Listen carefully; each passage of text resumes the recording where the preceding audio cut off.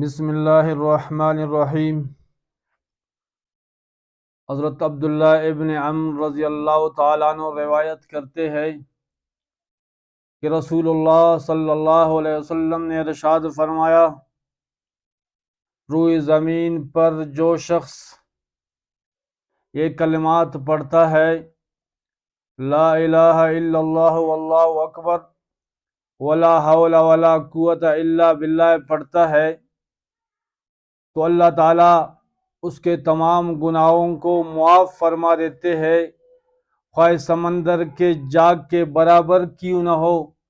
تو اللہ تعالیٰ ان کلمات کی وجہ سے، ان کلمات کے پڑھنے کی وجہ سے اللہ تعالیٰ اس شخص کے تمام گناہوں کو معاف فرما دیتے ہیں، مٹھا دیتے ہیں، خواہ سمندر کے جاگ کے برابر کیوں نہ ہو۔